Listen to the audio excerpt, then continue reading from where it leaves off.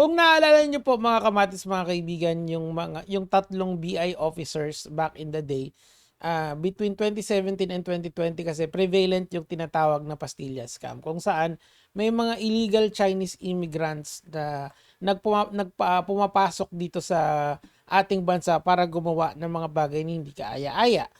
This is a very well-known fact, mga kamatis, mga kaibigan, and ito yung article niyan. In fact, marami na pong nasibak na BI immigration officer dyan dahil po dyan sa pastilla scam na yan. Now, why is this related sa ating storya about kay Miss Alice Guo? Now, si Miss Alice Guo po, sabi po ni Miss Lisa Ontiveros, for the sake of context, pakinggan po natin siya. Laban sa dignity of the Senate, I rise to speak against an assault on the rights, privileges, reputation, conduct, decorum, and dignity of the Senate, as well as the integrity of its proceedings. Last month po, o noong July 13th, 2024, naglabas ang Senado Yan. through the Senate Committee on Women, Children, Family Relations, and Gender Equality, and approved by the Senate President ng contempt citation and order to arrest laban sa Chinese national na si Guo Huaping, also known as Alice Leal Guo. Nagpapasalamat ako sa Senate President sa maagap na tugon nila para mailabas ang arrest order. At salamat din kina General Angkan Yan. na alam ko binuhos Hindi ang lang buong yan, puwersa kasi at meron ding lakas ibang kaso si para sa Alice operasyon na hanapin si Guo Huaping ng Senate OSAA. But, Mr. President, Ito na. I am now in receipt of information that this person was already in fact out of the country on Since July July 18, 2024. Okay, so we will stop there mga kamatis, mga kaibigan, and we will give the argument kung bakit I think the pastilla scam is still ongoing sa ngayon. Ito ang tawag dito is reverse pastilla scam. Tandaan nyo, itong mga BI officers na to ang namamahala ng papasok at palabas ng mga entities dito sa ating bansa, especially yung mga foreign nationals, okay? Ngayon, just to tell you kung gaano kagrabe ito, during the time na napag-initan ng isang alias Jaguar, kung naaalala niya, si Peter Lim pala, escapes shows two-faced drug wars si Diliban noong 2021. Ayan, di ba? Kasi iniimbestigahan dapat ng NBI etong si Peter Lim na isang crony ni Duterte kasi maraming links sa kanya. Ang bigla na lang pong nakakawala sa Pilipinas of magically. Bigla nagmekos-mekos tas bigla na lang nawala.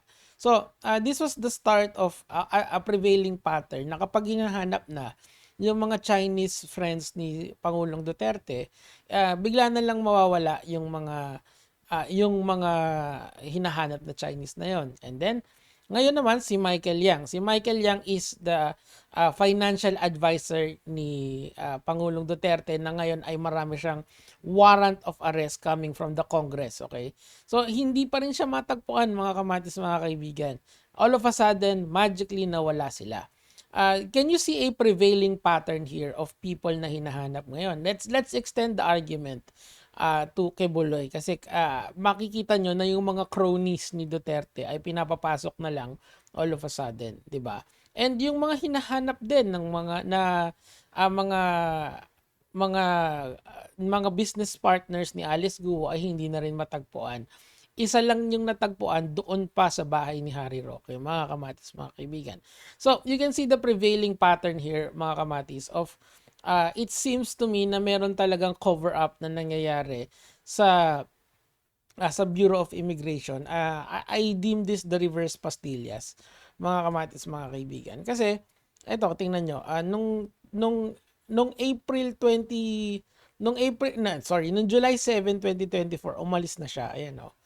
And all of us, ayan, no, ito siya, ito siya yung tagong-tago siya diyan, no. Ganon siya kagaling magtago. And sabi nila isang charter flight daw yung sinakyan ni Alice Guo. So it seems to me that there are still people na nag-i-enjoy ng pastillas. And sorry to say pero I blame squarely ang ang mga taong nagpapasok at at nagpumayag ng una muna yung Pogo. Kung wala naman kasing Pogo, walang ganitong problema. Pangalawa is yung alam mo yung with impunity na lang pumasok ang mga Chinese nationals dito na illegal Chinese nationals dito. Hindi naman lahat siguro ng Chinese na pumapasok dito is illegal. Pero there are some person of interest na pinapasok na lang ng pinapasok at ginamit tong Pastilla scheme na to. And etong Pastilla scheme na to, mga kamatis, mga kaibigan, this is still ongoing hanggang ngayon. Etong mga na-dismiss dito sa kaso na to, wala lang yan. Parang there is more to it than this, mga kamatis. And grabe talaga yung cover up eh. Talagang mababaliw ka talaga sa mga siniwalat ni Miss Rizal, ni Senator Risa Ontiveros. Tuloy natin. To Kuala Lumpur, Malaysia. Ipapakita ko po ang dokumentong ito bilang patunay na pumasok sa Malaysia si Alice Guo. Siya po ay pumasok ng 12:17, 13 seconds military time ng July 18. Yun, no? Kaya ibig sabihin, umalis siya ng Pilipinas sa gabi ng July 17. Oo, yun. Mr. President, hindi po pwedeng ipagkaila na siya ito dahil match na match po ito sa kanyang Philippine passport na Kahit ipa-fly. may lookout bulletin na aalis si Alice Guo, it seems to me na pinatakbo lang, pinahanap lang ng pinahanap ang ating gobyerno nitong mga siraulo na to just so they can evade the law. And you know, hindi rin ako magtataka kung someone like Queboloy is already hiding in somewhere in the country. Kasi ngayon din yung abogado ni Alice Guo is saying na si Alice ay nandito pa sa ating bansa. In fact, mga kamatis, kasi nag-submit siya ng counter affidavit somewhere between August 14 and August 15. So if you are going to submit a counter affidavit, kailangan mo kasing manumpa at panotarize yun. Kailangan nandun ka, physically present ka. So ang procedure nun, kunyari, si Doc Adam kasi nakasuhan siya eh. Tapos kailangan niya mag-submit ng counter affidavit doon. So kailangan niyang pumunta sa embassy ng I think ng Pilipinas or ng embassy nila ng Pilipinas, tapos doon siya magsuswear in, tapos doon ipapanotarize, tapos papadali dito. That is the procedures as far as I know. Okay, pag hindi mo ginawa yon, una kung abogado ka tapos hindi mo ginawa yon, that is I think a crime. Okay, I'm not sure kung yung abogado nito, kasi sinasabi ng abogado nila na nag-notarize nung counter affidavit ni Alice Guo is ano daw tawag dito nakita daw siya in person. So kasi kailangan talaga na present siya. Kunyari nasa Kuala Lumpur siya. So she has to go to a embassy doon ng Pilipinas if I'm not mistaken. At doon siya kailangan mag-swear in, mga kamatis, mga kaibigan. So it seems to me that there is a grand cover-up na nangyari dito. There is a grand Pastilla scheme, kaso the reverse nga lang yung nangyari dito. Kasi imbis pumasok, lumabas siya. There is a cover-up na nangyayari dito and only time will tell kung ano mangyayari. Kasi parang pinaglalaroan yung mga senador natin ng mga sindikato na to eh. And ano yun? Sabi nga ni Kabayan Noli de Castro, hindi na siya Alice Go. Alice Gun na daw siya. Walang June na yan. Anyway, tuloy natin to. Flash ko ngayon. Maraming salamat sa NBI Yan. sa impormasyong ito. Patuloy ang pag-track nila kay Alice Guo. Ayon sa aking isa pang source, Mr. President. Yan din yung sinabi ang NBI din, alam nila na nandito pa rin sa Pilipinas si Alice Guo as late as mid-August. Nandito pa siya. And the lawyer of Alice Guo is saying nandito pa yung kliyente niya. But now, parang I'm leaning towards wala na siya dito eh. Kasi if he is here, ang dali-dali lang naman mag-live stream, 'di ba? Ang dali-dali lang naman na mag-send location, 'di ba? Ang dali-dali lang naman humarap eh. Kasi most likely kasi ang dami niyang kasong hinaharap eh, bukod dun sa Senate, meron pang kaso ng I think human trafficking, which has no bail or no bail recommendation yata yung tamang term dun eh.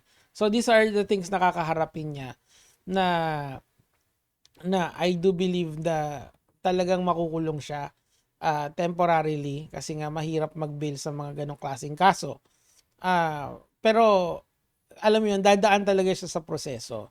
Now, sabi nga nila, flight is flight is an admission of guilt, yun yung sinasabi nila.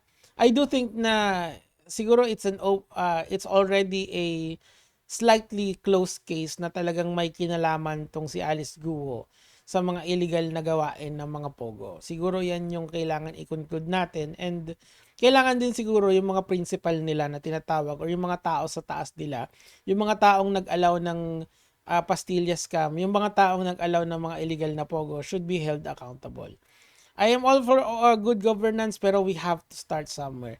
Heads has to roll. I feel so sorry for Ma'am Risa Ontiveros for putting all this effort and time and research, tas ganito lang, tatarantaduin lang sila. Kailangan na po natin tumindig, mga kamatis, mga kaibigan. I know this is not the usual content na nakikita nyo sa ganitong oras sa channel ko, but we have to make a stand now. Yun lang naman, gege mga lord, vote wisely pagdating ng 2028. Bye-bye!